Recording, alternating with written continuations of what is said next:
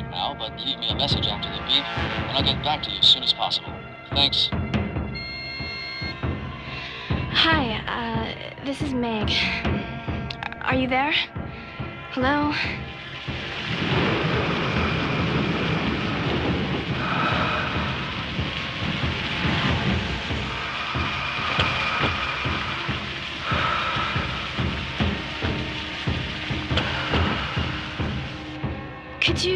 Could you call me back as soon as you get this message? It's about Steven, and...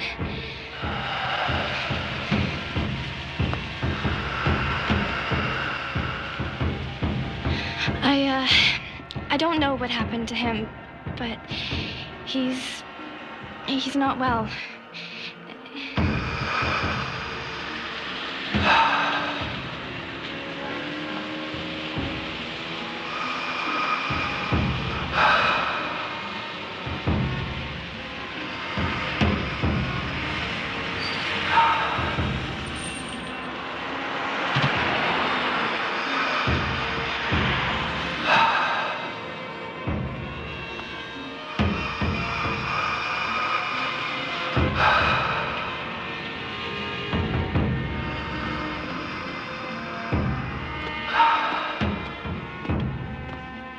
I know this sounds weird, but, he only said that you have to film him. I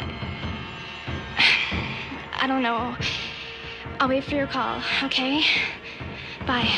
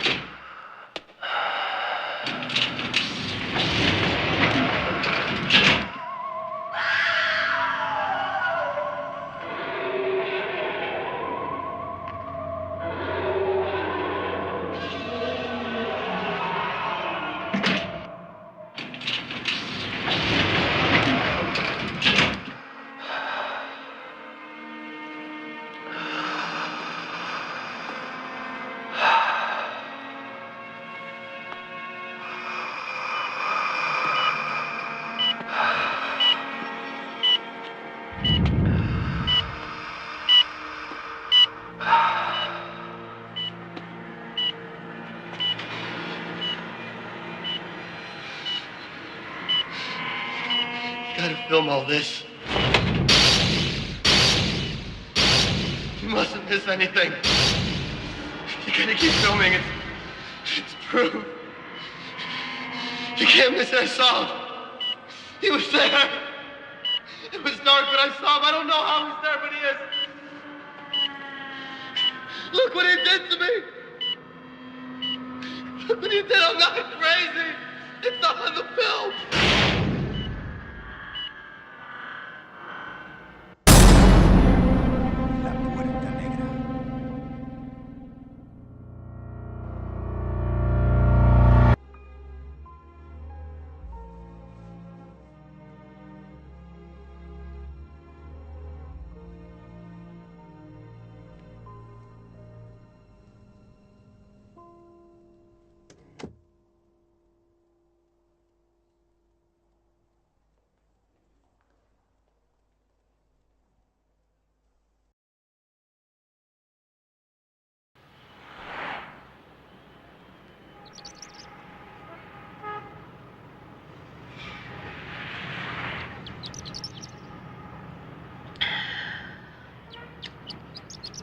I don't know how to tell you this.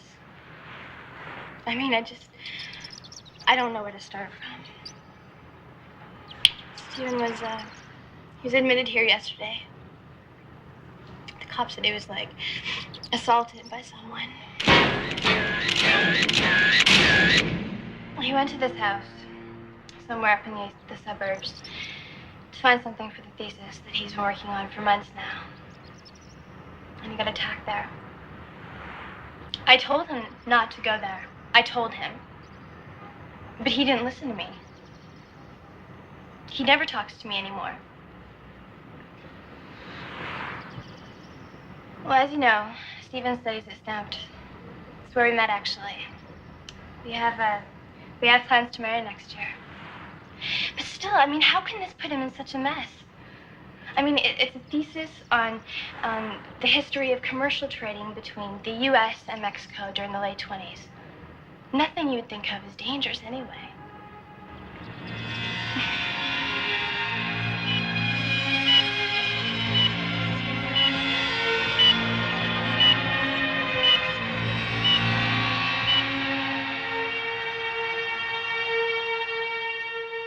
What's Stephen's condition?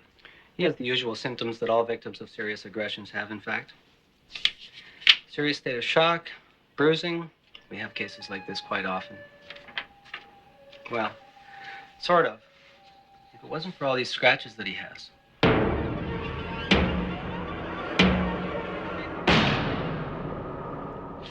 We don't know what attacked him yet. From the shape of the scratches, it could be a man. Could be, but these are very serious cuts. Some of them, like the ones on his back, are quite deep and infected. I don't see a man doing that. The nails would probably break. Maybe a huge dog or a wildcat. From what the police told us, he was attacked in a house. But I don't think he's in any real danger now. The cuts are deep, sure, but he is a strong, healthy young man, and he will make it.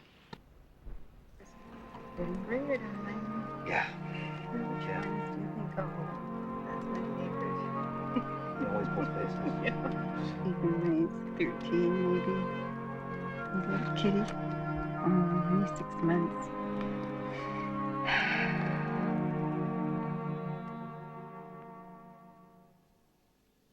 In sports, the National Hockey I guess my favorite is, well, here is graduation when we're all together. It was such a happy time. He was a very talented student, and he got his BA with excellent grades, and then his master's. Well, we're so proud of him. Even after he came back from San Francisco, he was so busy with his research that, well, we didn't get to see him much. I spend more time with photos than I do with Stephen.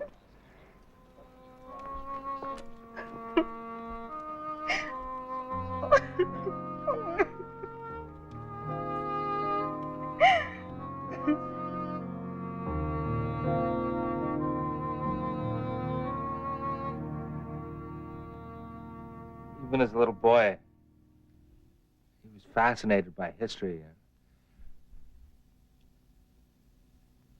I remember he used to look for all the old houses in the neighborhood and try and figure out who had lived in them. It always fascinated me.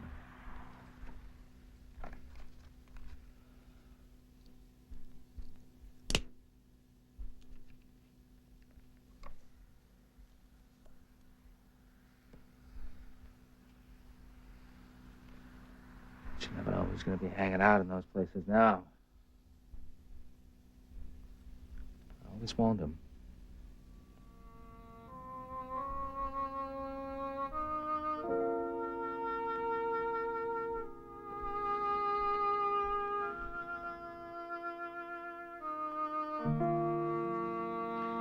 Well, these are the things that he's been collecting since he first started this work. And it's all about this man, Antonio Fuentes Balmaceda. I don't know how he first heard about this guy. I don't. But what I do know for sure is that Stephen, he's always been very, very interested in Mexican history. We have plans to go there for our honeymoon, actually. I think we may choose another place now, though. I think what caught the interest of Stephen was the whole mystery in Balmaceda's story. He had established his business in 24 and had made a lot of money in New York. And then in 28, he gave it up. And then he gave it up and opened up a transportation business near Seattle. And then in 32, he just vanished, disappeared. He found some archives here in Seattle, the registration forms from Balmaceda's company. At some point, though, Stephen had thought that maybe Balmaceda had planned to disappear because his business totally slowed down. And you know what, Stephen said that's why no one worried. But he never resurfaced. So, it was weird. And then he found this. I wish he never had. He changed so much after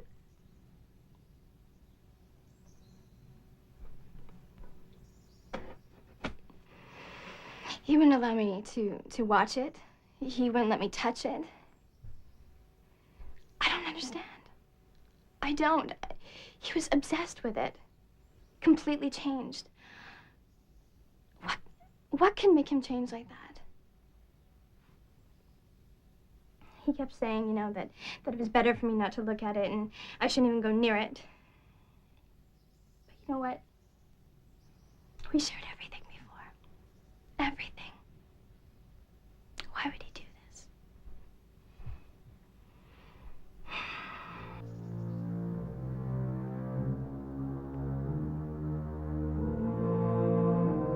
The 8mm film you're about to see was found by Stephen H. during the autumn of 1999.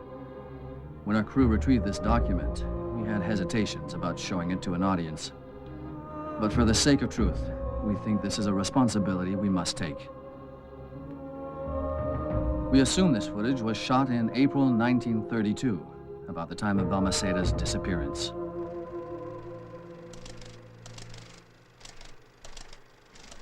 The following 16 minutes of film were intended as the recording of an experiment. We'll follow it with you, step by step. This must be the first step. From the angle, we believe the man who's cutting his hand is behind the camera.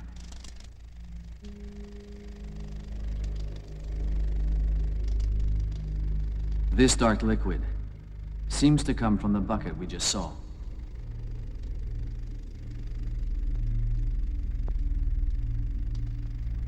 A bath is being prepared.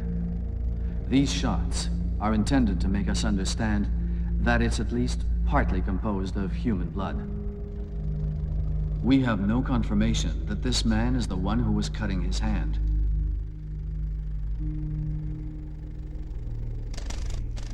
We cannot determine how long it's been since the previous shot.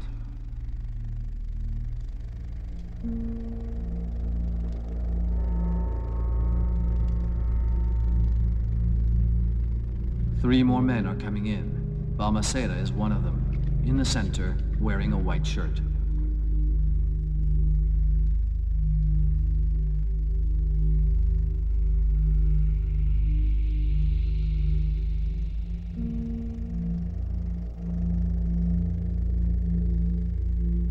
From the attention these men pay to Balmaceda, we believe he's a very important character, probably their leader.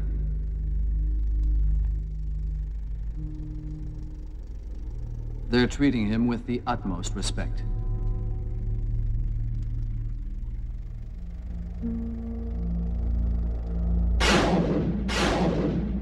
A circle is being drawn on the floor.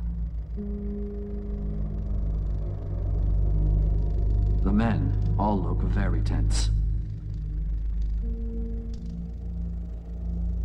They inscribe marks on the circle. At Balmaceda's head, hands, and feet.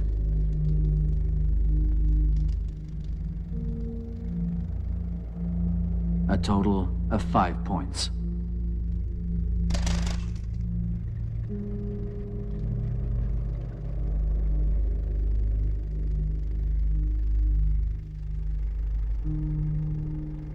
Using the chalk line, the shape of a star appears on the ground as they join the points 2 by 2.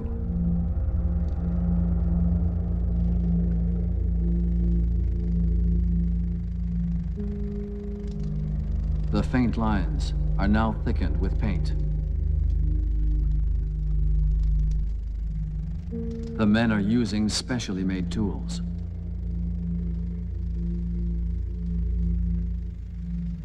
They avoid stepping inside the circle.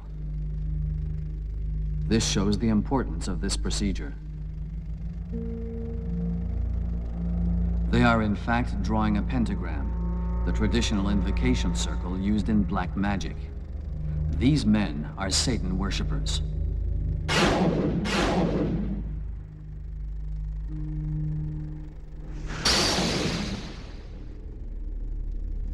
The curtain is down.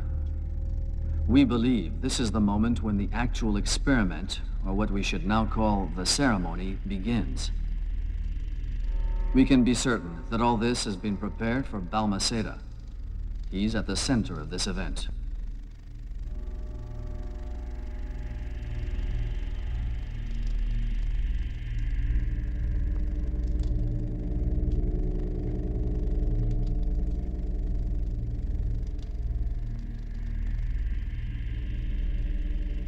Balmaceda is about to take a bath of human blood.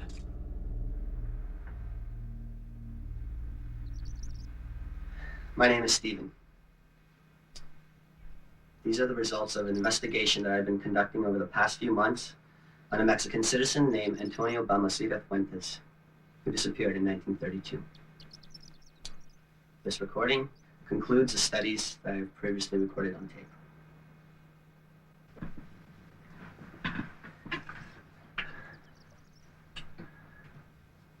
This is some evidence that I have collected.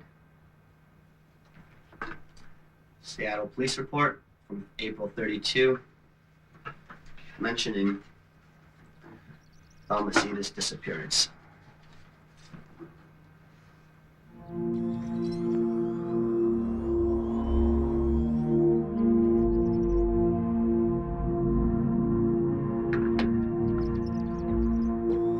We received the account books of the Balmaceda Trading Company. They were given to me by the daughter of the accountant at the time, Carl Krumel. In it, we found evidence that he was giving sums of money to several men over a period of years from 1929 to 1932.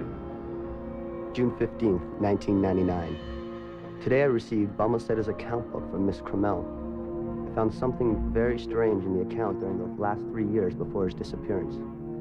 In the pages of the book, it was clearly indicated that starting from January 30th, 1930, Balmaceda had given on a regular basis $3,000 US every month.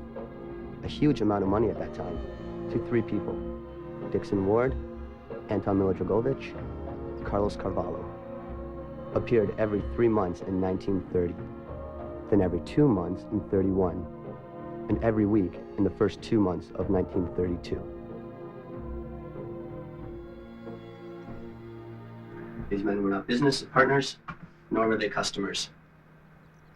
Suspected blackmail, so I looked them up. None of them are alive.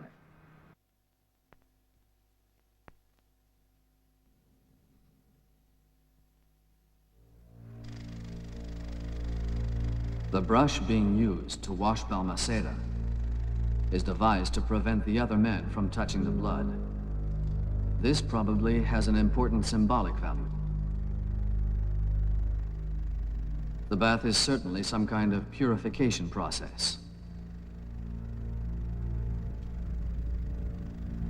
As is the smoke, possibly incense. We can't figure out what this man is saying. It could be a prayer accompanying the purification.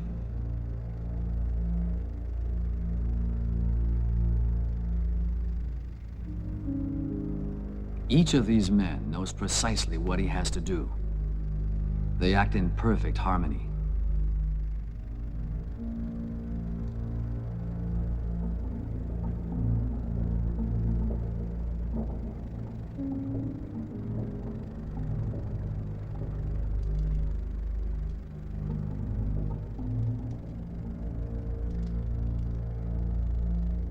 But for some reason, Carballo, the man who is bringing the cup, is not allowed or not deemed worthy to give it to Balmaceda.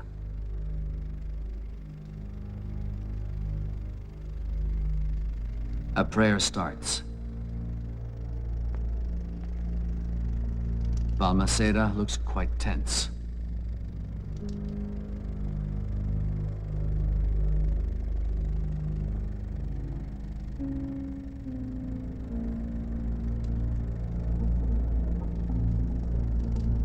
The prayer ends with a sign of the cross, but in reverse, together with In aeternam infernalis Dei gloriam, Latin for eternal glory to the infernal deity. This is the conclusion to a devil invocation.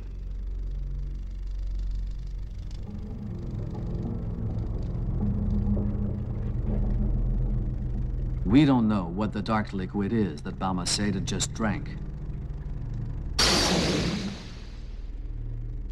But these shots of Balmaceda's eyes show that it's probably a kind of blood, inducing some dizziness.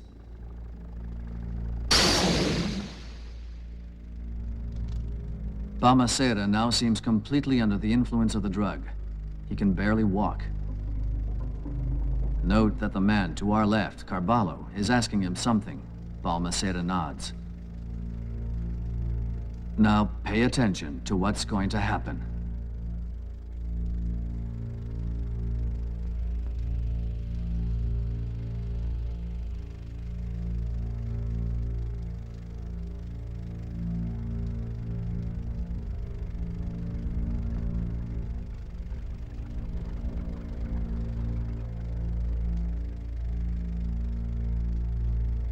The two men on the side, Ward and Milo Drankovic, take out razors.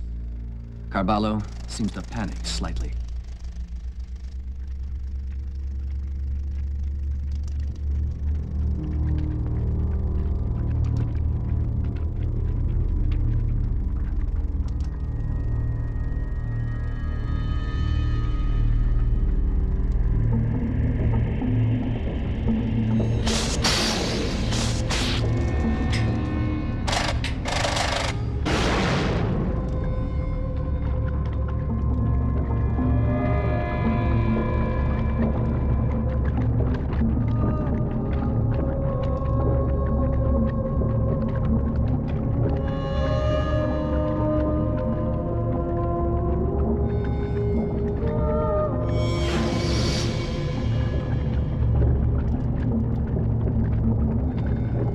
Balmaceda's death happens at the second third of the footage.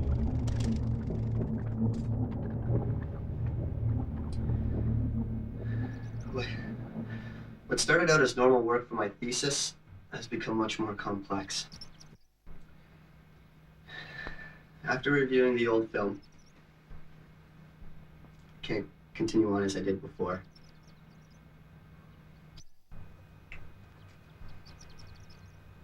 I didn't tell Meg about it. I don't know what to do with it. Should I show it or not?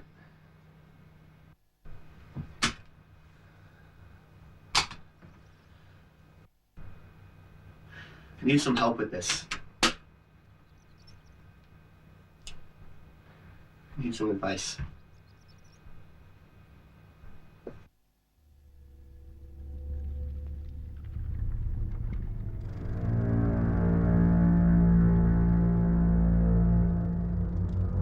We'll now watch what happens in the last stage of their ceremony.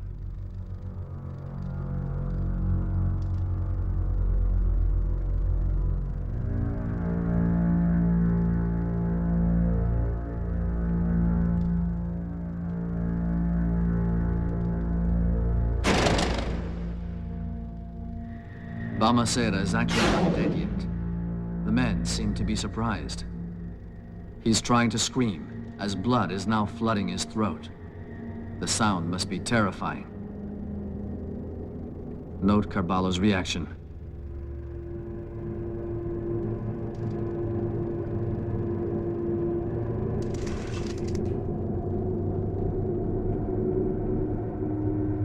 The body of Balmaceda is being dragged to the center of the pentagram. It must be very important that he remains inside.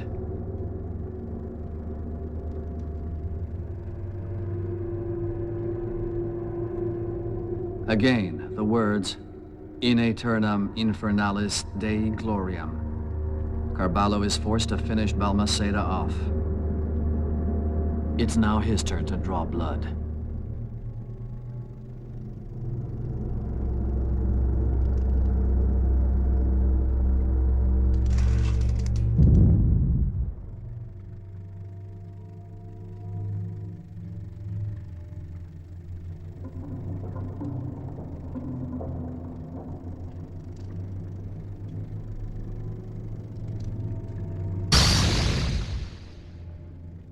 We don't know what the lapse of time is between this shot and the previous one.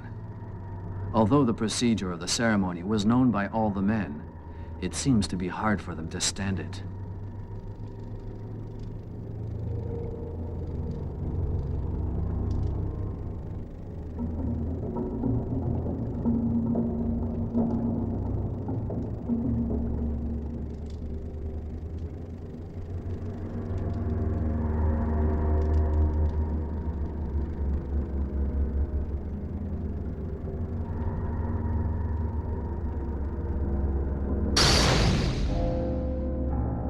Four candles are lit on the circle around the body.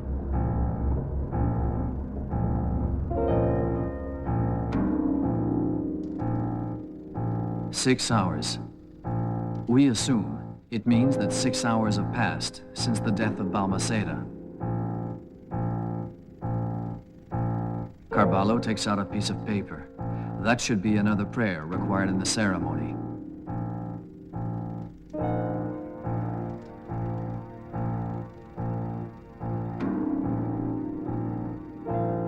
Again, it ends with the reversed sign of the cross, an anti-Catholic symbol.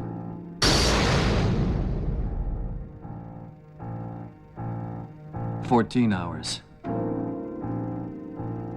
The men seem to be waiting for something to happen.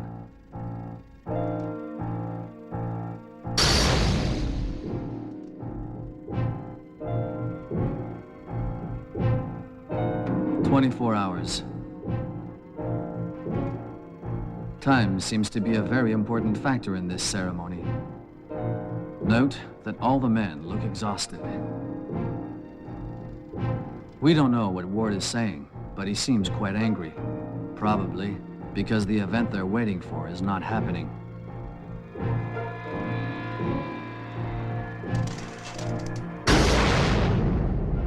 This shot seems to be started in a hurry. 27 hours. The men are scared.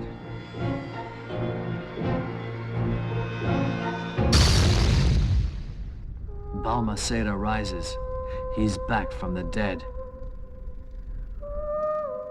This shot shows very clearly that Balmaceda cannot or is not allowed to step out of the circle.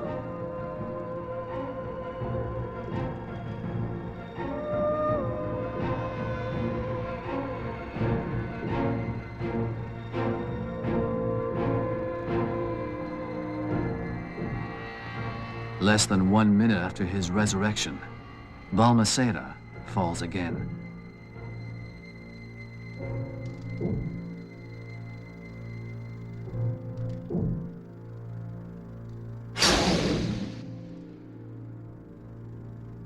"30 hours. Balmaceda's body remains still, no sign of motion. The men all look depressed. What they were waiting for just lasted a very short time.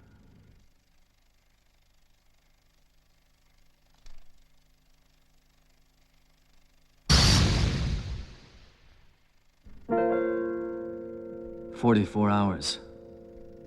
They seem to give up now.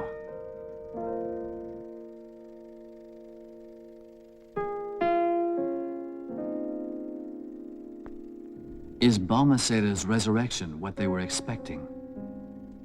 Was it supposed to end like that? Did they achieve their goal with this ceremony? We don't know.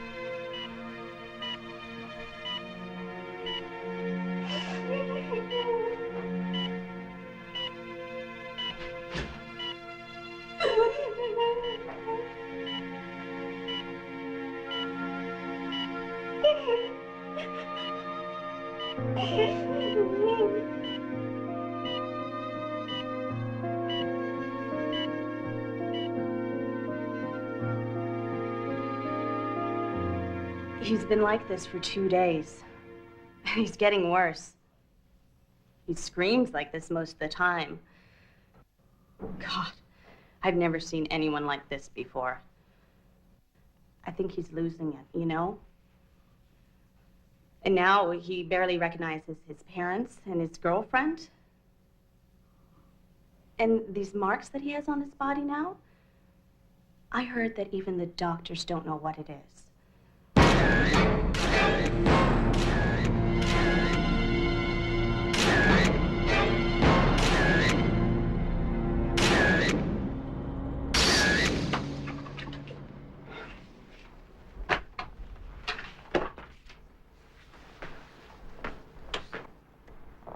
Stephen seems to be getting worse.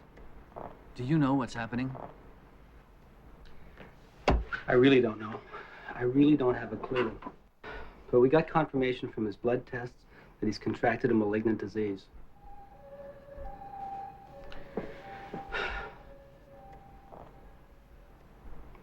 That's what's causing these black stains that have appeared on his body. That and a rapid decaying of all organs linked to a growing immunodeficiency. This is a totally unknown disease.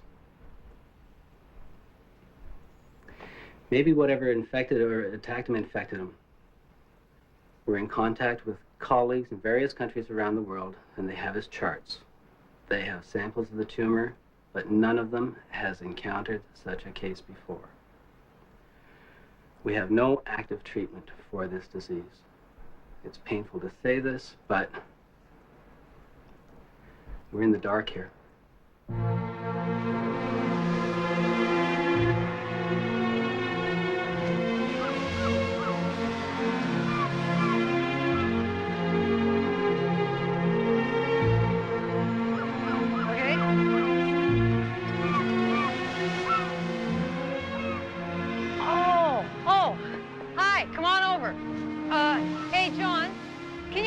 Replace me for a while. Good. These folks here, they just want some position.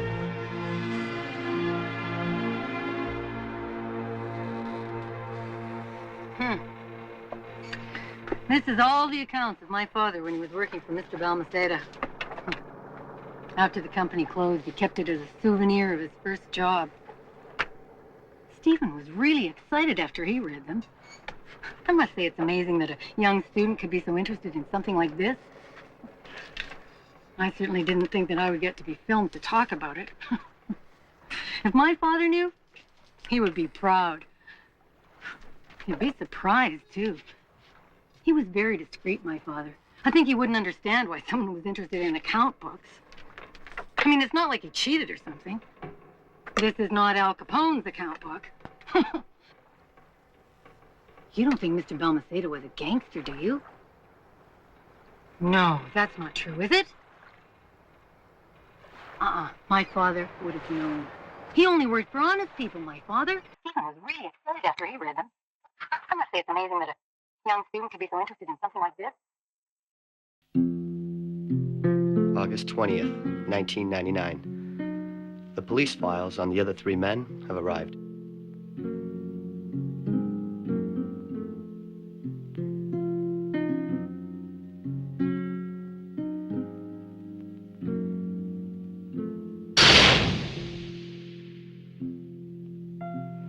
According to the documents provided by the archives of the Spanish police, an American man in his early 30s, later identified as Carballo, was found dead on September 8th of 1932 at 6 a.m. in Vallvidrera, a suburb of Barcelona, a few months after the ceremony. Carballo is not considered by the police as a Spanish resident. This conflicts with the Interpol files that say he is. We assume this man probably had several passports in several countries. He was killed by stabbing. We see 6 knife wounds on the left side of his body. His murderer was never found. Beside the knife wounds, the only notable damages on the body are bruises on the forehead and the shoulder that may have been caused by his fall. No other signs of fighting. The other point of interest on the body is the presence of a black keyhole-shaped 2-inch-long tattoo on the interior side of the left wrist. The tattoo was not identified with any of the criminal organizations of that time. The last pages of the file indicate that the body was identified by a Spanish-American woman named... The woman is described in the file as indirect relative. She was from Seattle. She's the woman mentioned by Stephen in his tape recording. We tried to contact her, but she's disappeared.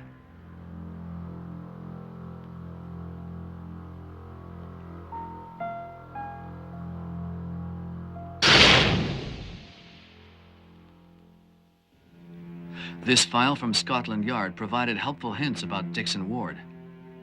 According to their archives, his body was found in the suburbs of Manchester during the winter of 1934, 2 years after the ceremony. Ward was presumably killed by 2 drunkards after a fight in a pub. The 2 aggressors were never found. Ward wasn't unknown to the British police. A small-time crook, he'd been arrested 9 times in his teens.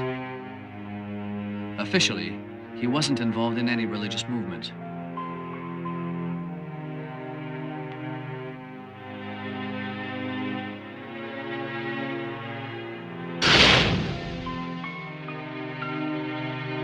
The trail of Milo Dragovich was longer to reconstitute. Anton Milo Dragovich was found by his maid in the autumn of 1937, 5 years after the ceremony. He was hung in the room of a house he'd just built near Tijuana, Mexico. Born in Philadelphia from a Polish family, he owned a small import-export company that did trade between Mexico and the U.S. In 1935, he left the States to live in Mexico. He never had any trouble with the law. His death was considered a suicide. Milo Dragovich was survived by a daughter who refused to be interviewed for this film.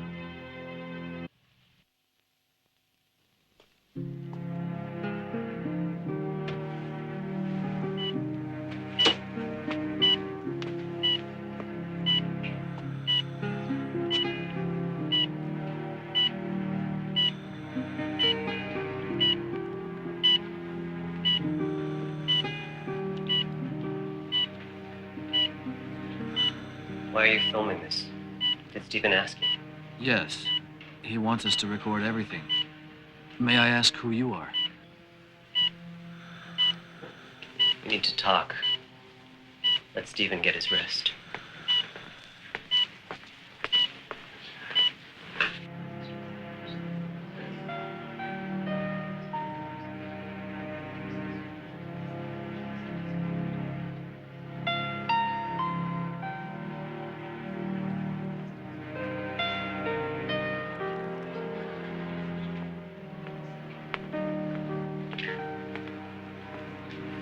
How long have you been filming this? About a week. I see. Listen, I'm not here to judge you in any way. But understand that we have a young man here who's in very serious trouble. And I'm not quite sure that I have enough time left to get him out of this mess. So I'd hope that you do not interfere in what it is that I have to do to help him. We didn't interfere in any way, Father. It seems to me that you have already interfered by going into Stephen's room, especially in his current condition, and filming his pain. That is a form of interference. And that may not be appropriate. He is not some kind of a freak that you are here to play with. I'm not sure that you understand what it is that you are facing here. Father, Stephen requested that they film this. I understand that.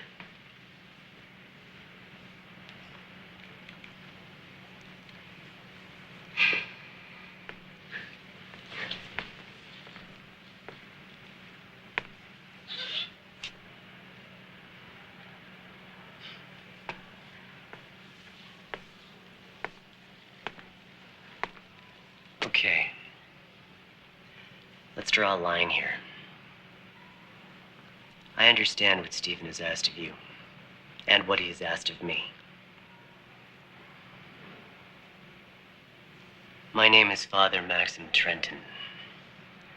I conduct psychological and sociological studies for the Vatican. Part of this means that I investigate on so-called supernatural cases to find the truth out of frauds. A few weeks ago, Stephen had sent us some of his discoveries, asking our evaluation of them. Let's just say that we have strong reason to believe that this is a very serious case. You've heard of the Black Door before? That is not the point here. It doesn't matter whether these men responsible for this cult are just maniacs or genuine devil worshippers. The fact is that we have a young man who is currently dying. And I am here to know what it is that happened to him. And to help him if I can. We understand that. That's our concern here, too. Then start to show some of that concern by respecting this young man's suffering. Look, I don't care if you film me, but just keep in mind that this isn't some kind of a show here. Let's go, Meg.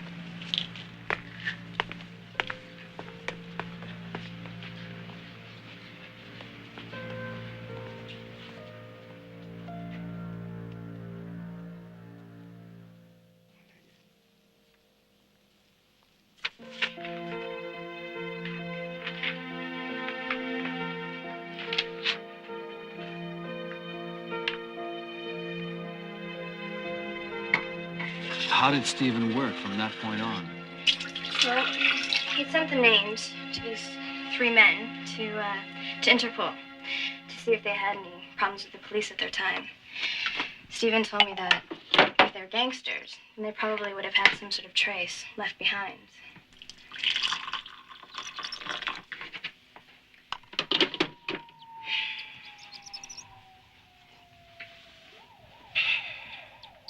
It took quite some time, to get some answers back. But at the same time, Stephen had contacted Spain to get some clues on that guy named Carvello. And that was the next step. September 8th, 1999. I met Carvello's fiancée this afternoon. She's the one that identified the body in Barcelona. She gave me something which is very important in my investigation. They are Carvello's belongings. They were given to her by Carvello in 1932, just before he left to Spain and never came back. She has kept them ever since. Based on the black notebook and the old film Among Those, I got some clues that made me believe this group of men were having regular gatherings and probably performed some kind of ceremony from time to time. An evil ceremony. I think they were a sect. And on this piece of yellowish paper, there's text which is written in an alphabet which is unknown to me. This might be a prayer that Carvello had kept from the ceremony when they prayed near Balmaceda's corpse. I guess this is a symbol that the men were using as an emblem. They were probably using it as a recognition sign. They called themselves the Black Door.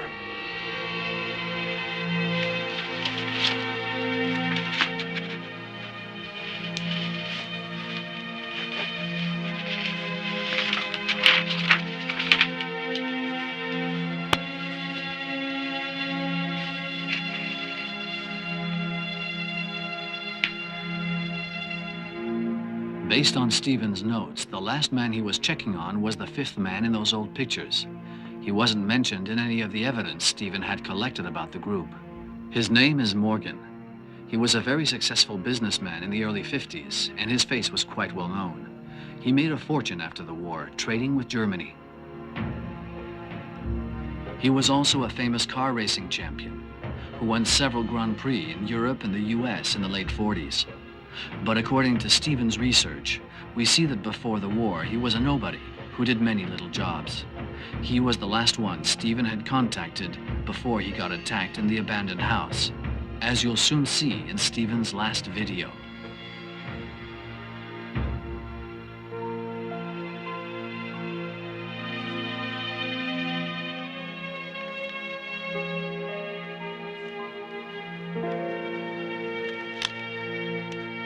Oh, shorty.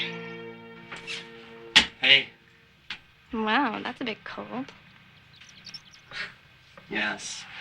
Sorry, I'm a little bit busy right now. Hey, watch out with that. You don't have to buy a new one. By the way, you're not using my film to tape, are you? Oh, worry, Mr. Grumpy. I bought a new tape just to film you. Why don't we go out for dinner tonight, huh? Yeah, just give me a few minutes. You know, I feel like I have all the pieces to the puzzle here, but there's still something missing.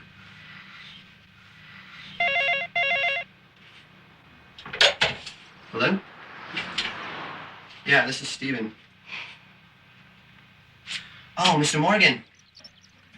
Hi, yeah, thanks for calling me back so quick.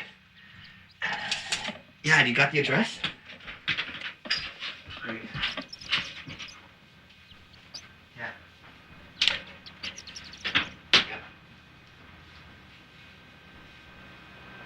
Yeah, that's great. Yeah, definitely. I'll definitely call you when I tell you what I found. Great, okay, thanks.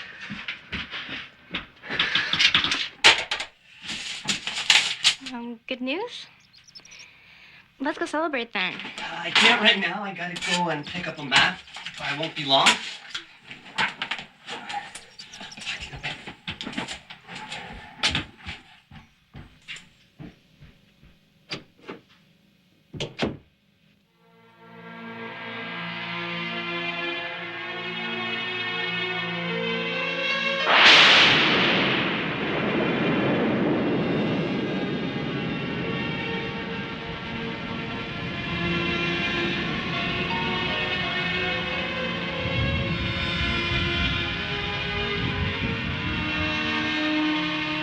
November 12th, 1999.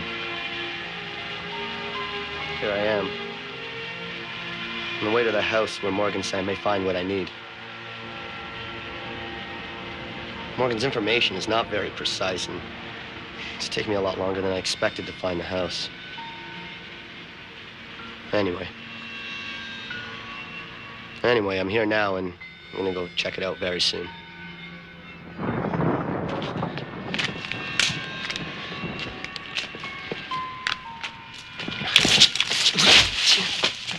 Shit. God damn it.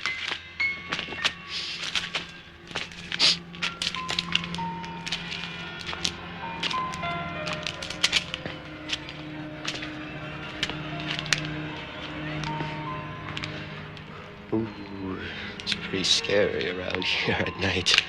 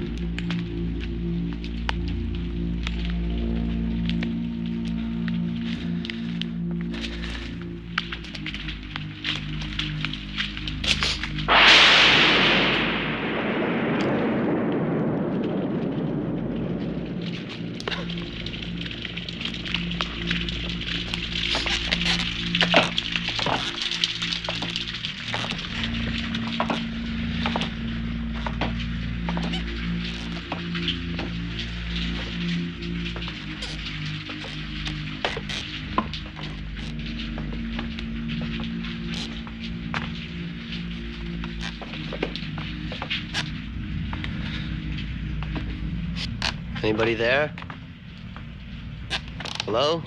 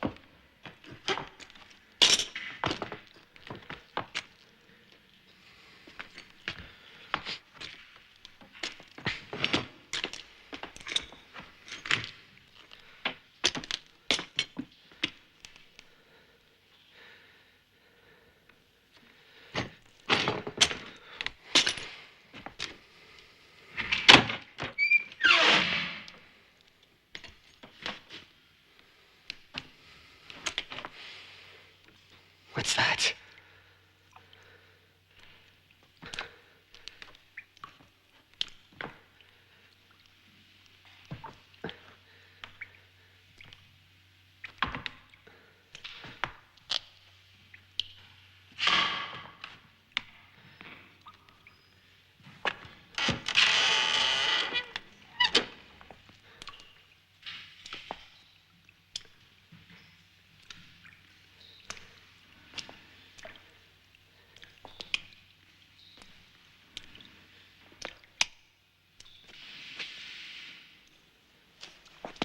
Water?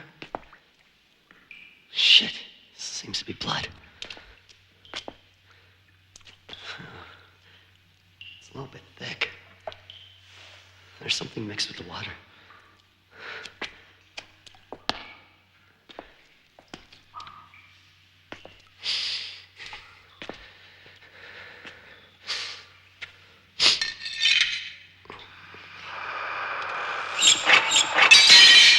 Who's there?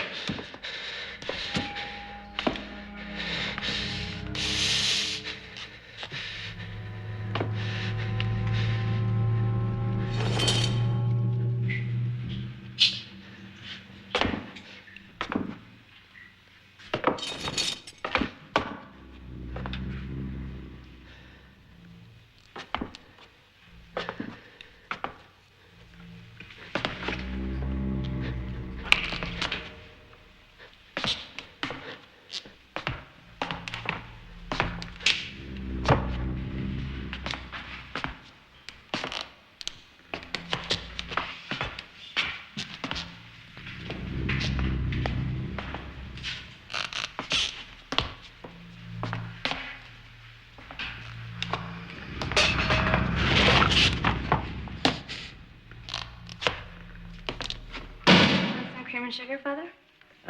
No, thank you.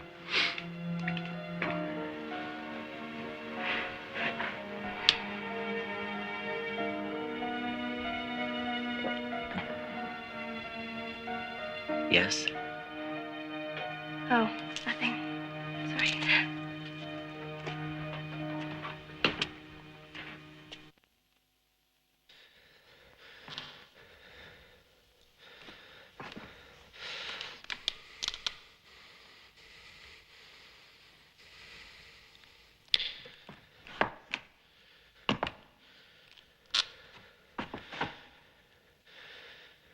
Could this be the house where...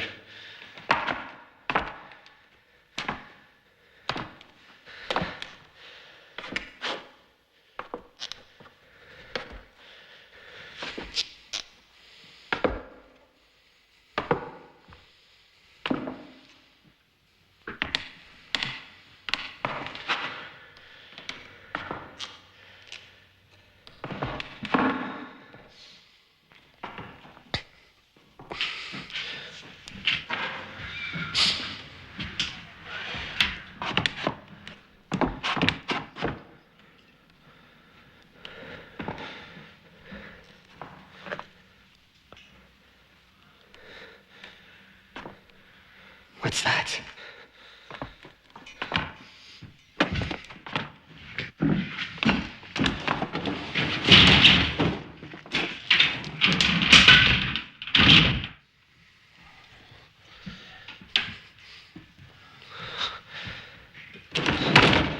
At last.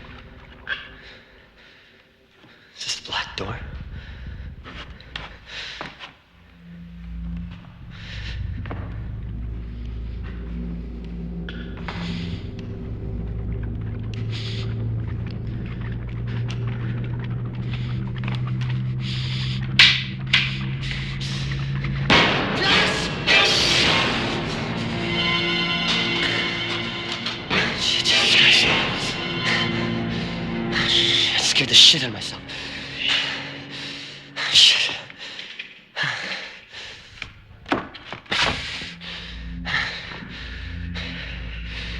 All the mirrors are broken in this damn house.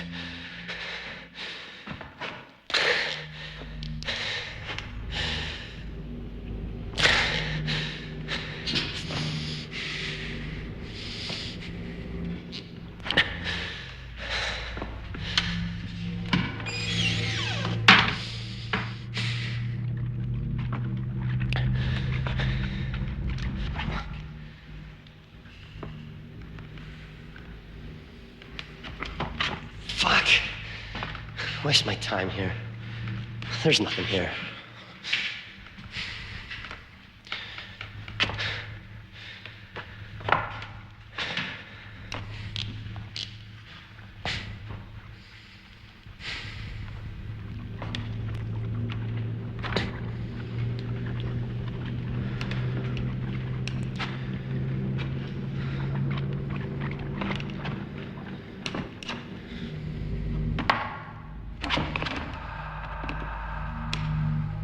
Wait a minute.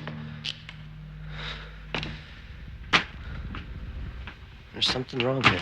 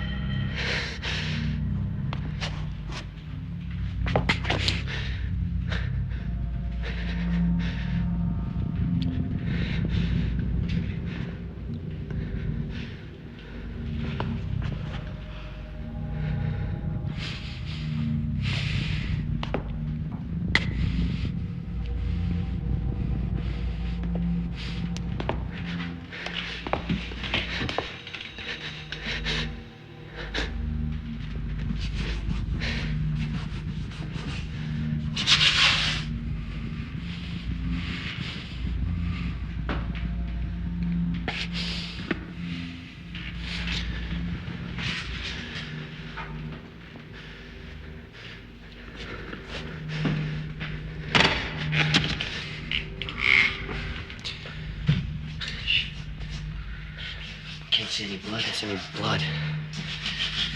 Maybe it's too old. It's too old.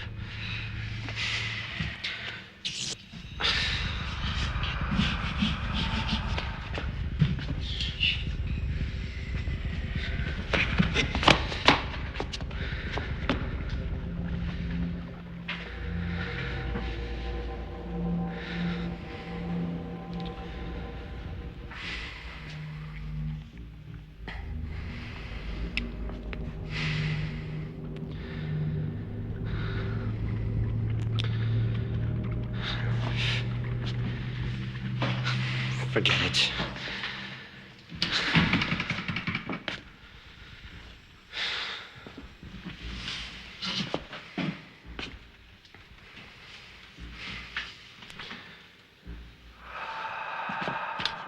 Unless...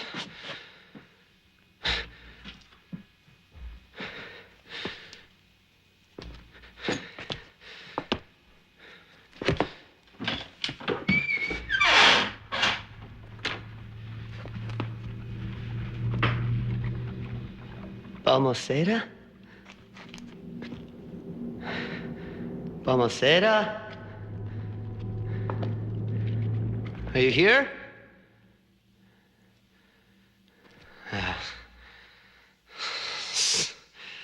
Stupid. Ah, shit!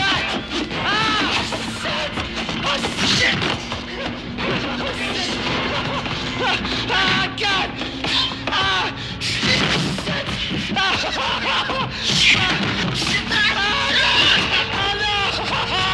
no! Ah, shit!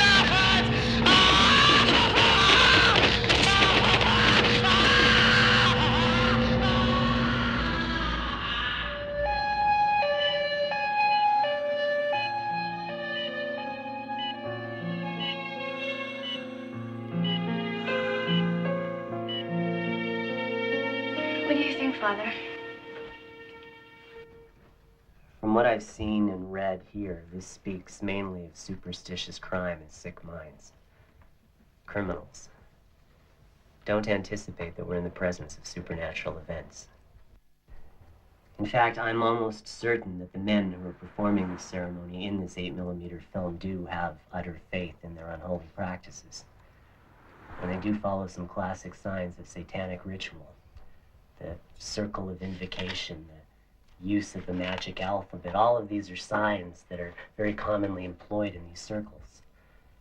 This is collective hysteria disguised as ritual.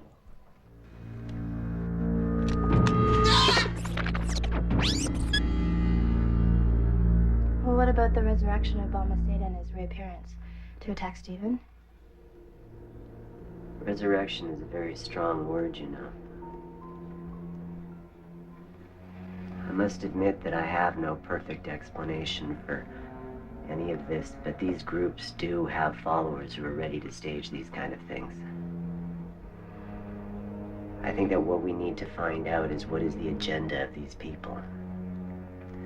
Why did they use Stephen? Did he unknowingly disturb their plans, or was he unknowingly a part of it? But how to do that? We need to understand how these people think. Basically, these people conform themselves to a dogma that is even more strict than Catholicism, despite their saying.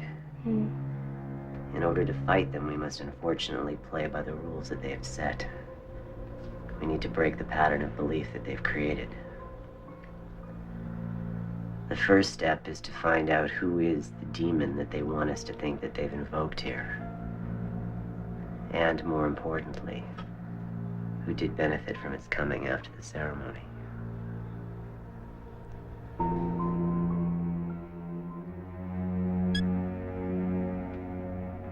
This sentence is written in the old black magic alphabet.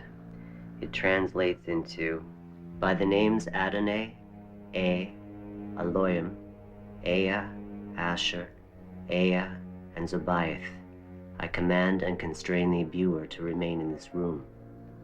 All this is devised to keep the demon locked in this place.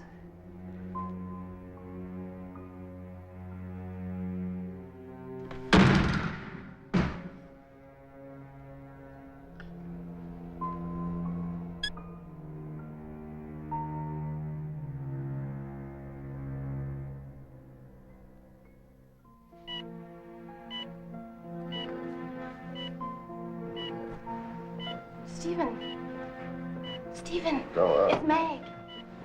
Meg. What are you trying to say? What are you trying to say, sweetie? Baby.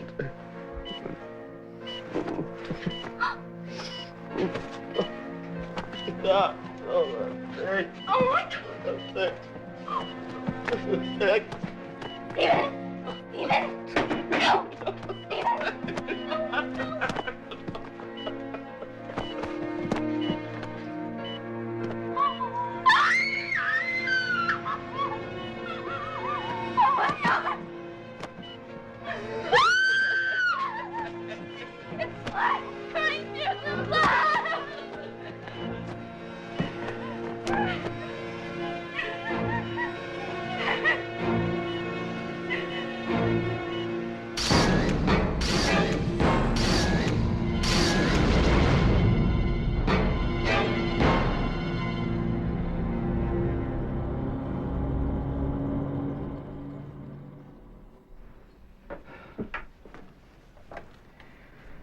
There is no easy way to say this. We still cannot identify the degenerating disease. We've tried several possible treatments, but without knowing what we fight, it is nearly impossible to fight it. What does this mean? You can't cure my son? I'm afraid so. I am sorry.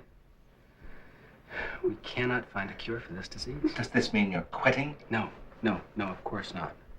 But please, understand the situation. We're running out of time. The disease is taking its toll. And at the rate of degeneration, well... At the rate? How much time do you have to find a cure? Not long. 5 days at the maximum.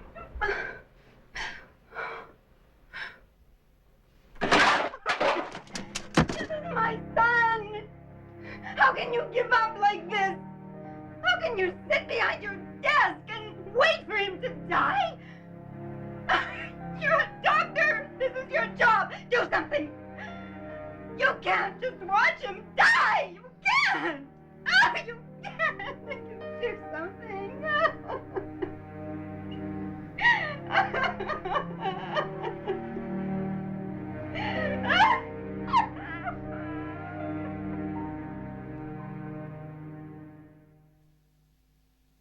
This seal is not unknown.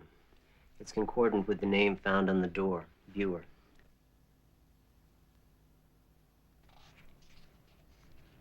This seal is the symbol, or the signature, if you will, of this particular demon, viewer.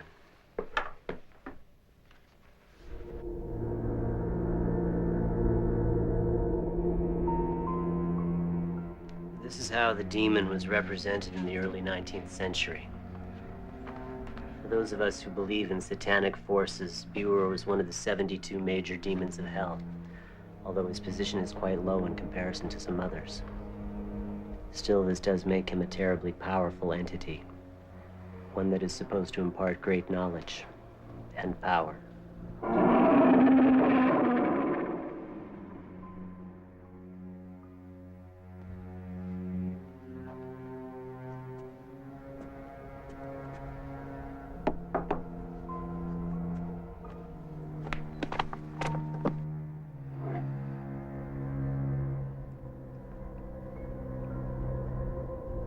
According to some ancient texts, the one who takes power from the demon would have to be someone who didn't participate in the ceremony.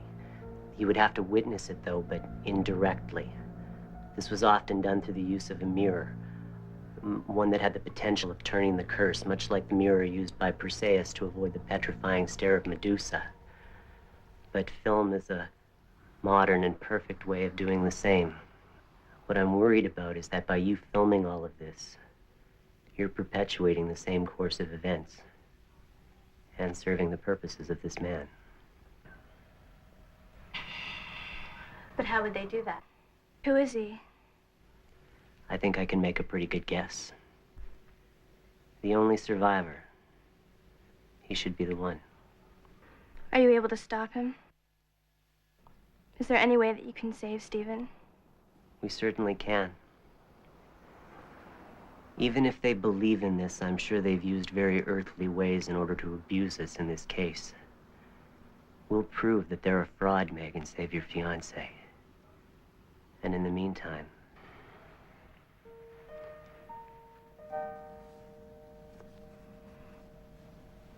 you can pray for Stephen. He needs it.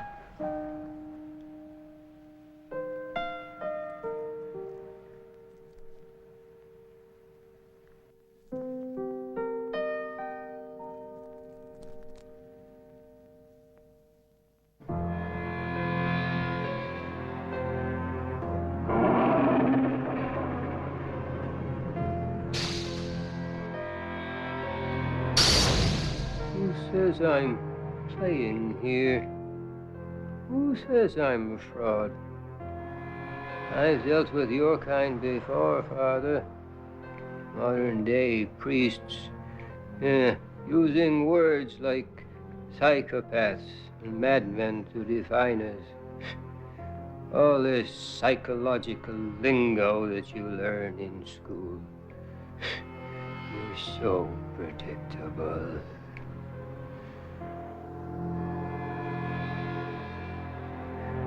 If only you knew how to drive your emotions, then I could possibly make something of you. I should control the fire in you, though. You're close, but you still can't figure out the total pattern. You spoke of confession. What if I did indeed confess? What if I told you that Balmaceda was only one of the pawns, one of the many experiments I conducted? Each demon grants limited and specific powers. If you want a whole lot, you need to call several. And who's to say that Moore was the only one? Do you want to hear about the others, Father? How they died and were reborn so that I could gain power? Women, children, shall I confess?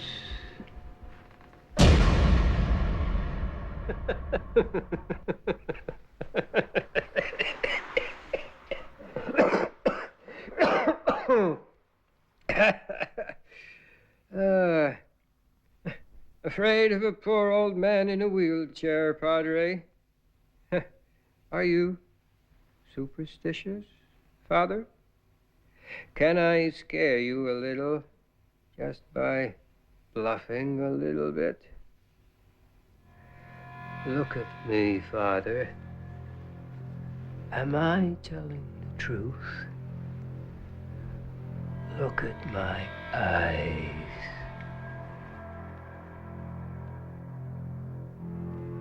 How ironic. The witness is the one who gains the benefits. I'm sure you could understand that. Isn't that what you're trying to do here? It will continue without me. It will continue. Do you think I want him to get me after I can have him get someone else? I'm not torturing anyone, you know. Passing the torch would be a more accurate definition. I can understand your anger, Father. I can understand. Sure, you can see that things are more obscure than they seem. If you didn't wear that uniform, I'm sure you'd be ready to punch an old man like me. I can feel your hatred now.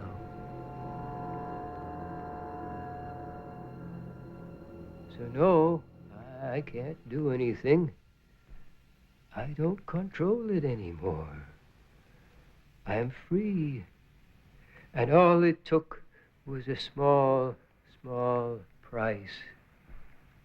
The life of an innocent little lamb.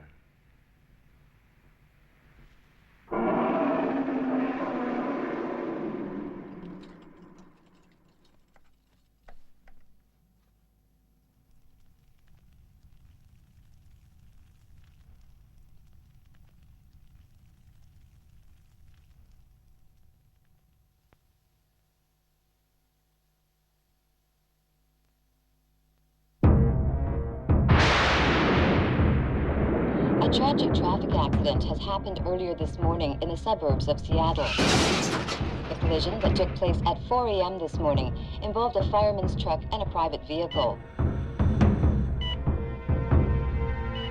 No firemen were hurt, but the driver of the car, Father Maxim Trenton, was injured in the crash and died of his wounds during his transportation to the hospital. In the last 10 years, Father Trenton had been one of the most prominent figures of the church, a charismatic and sometimes provocative defender of Catholicism.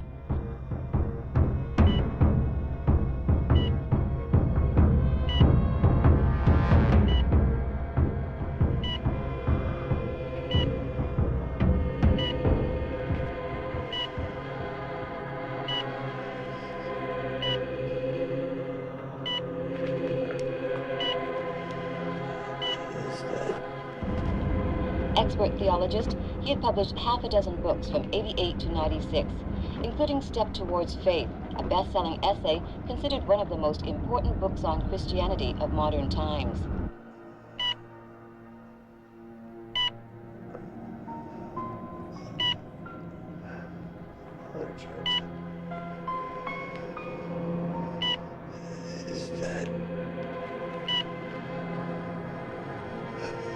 Over the years, he conducted several humanitarian missions in Bangladesh, Rwanda, and Croatia, and had been working since '95 on the creation of shelters for young drug addicts in Russia.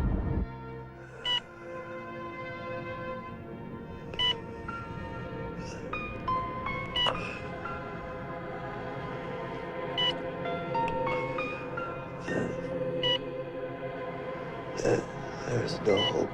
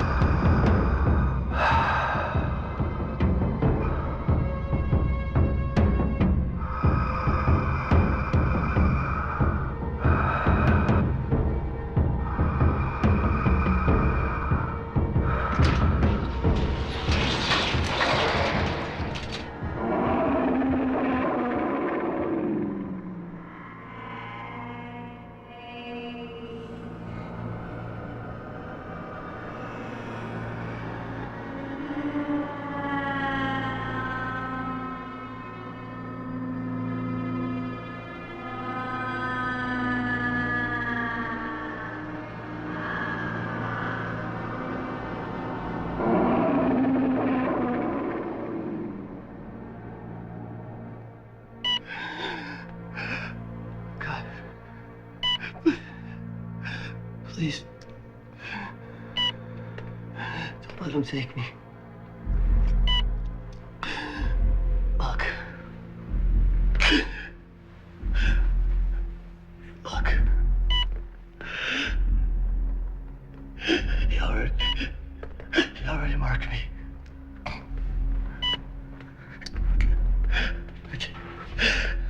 I can't see it, but I can feel. Oh, God. Please. Please help me.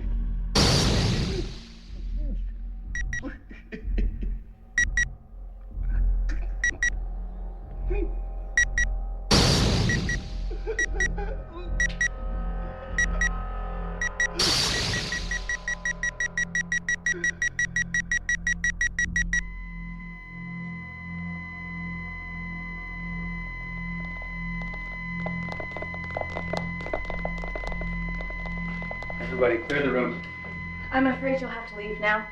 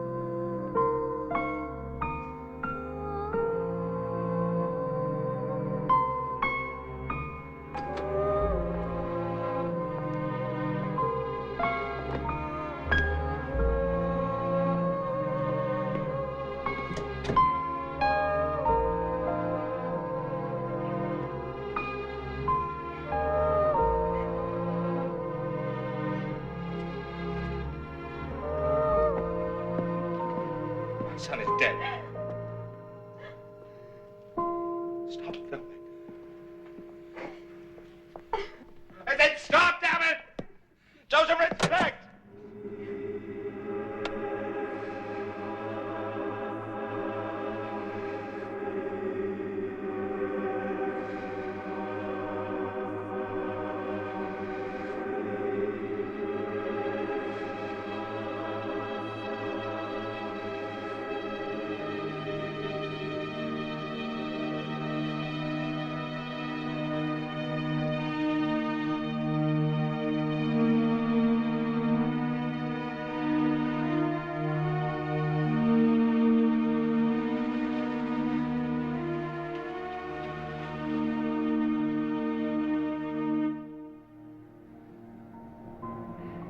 He was buried yesterday.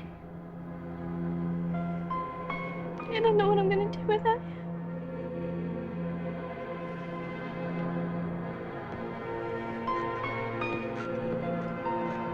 Nothing.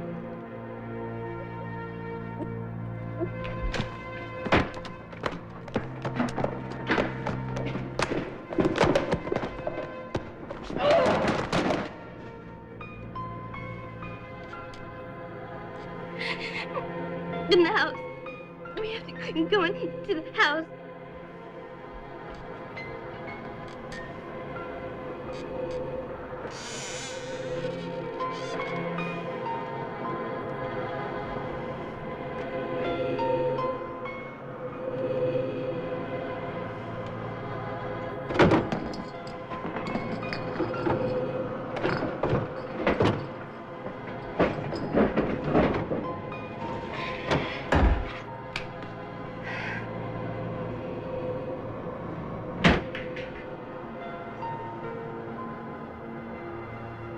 Promised he'd never leave me.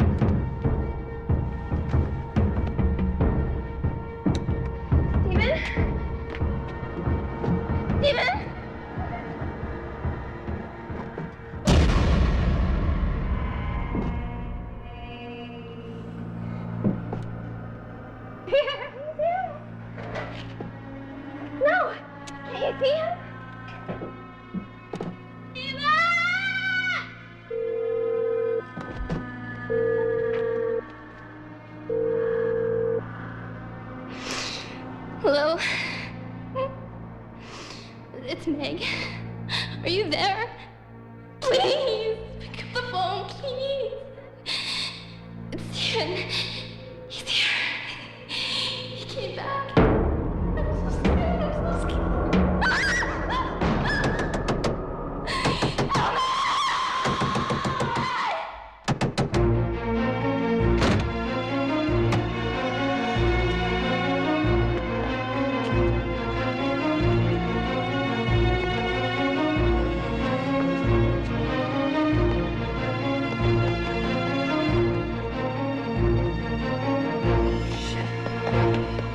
Call the police. Go! Call the police!